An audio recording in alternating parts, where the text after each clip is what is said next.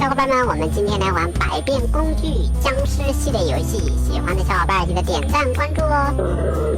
好，我们今天是要消灭这些僵尸。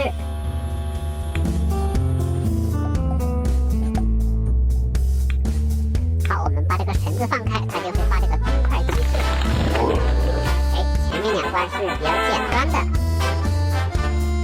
好，这个我们先把这个弓箭放下来。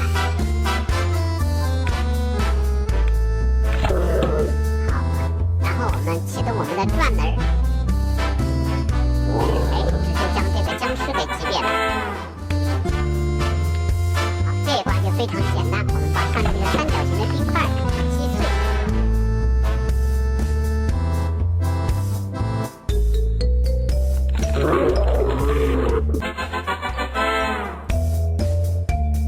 好，我们这一关好像是要先让这个铁锤摆动。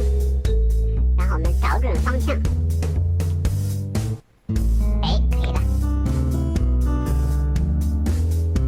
哇，小小的一个弓箭就把我们的僵尸给压扁了。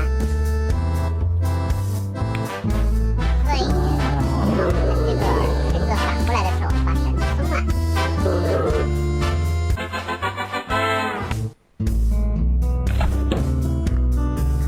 等这个原木下来的时候，我们把它射出去。好，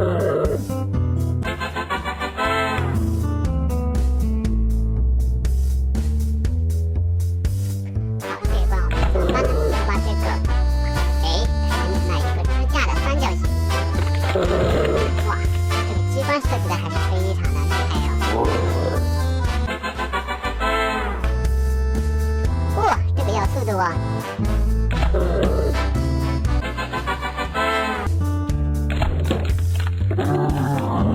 好，我们每个木锤都向各自的方向，滚下来之后，又刚好是压到这些僵尸了。好，我们先用这个转轮下来，然后启动我们这个开关，这个门就会打开。我们一定要甩进去哦，甩进去这些僵尸就挂了。好，我们先把小的给消灭了。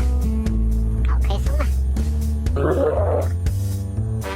这个大的我们要注意，不能从右边，直接要从它的头部下去。如果从右边的话，我们就不能触动这个开关了。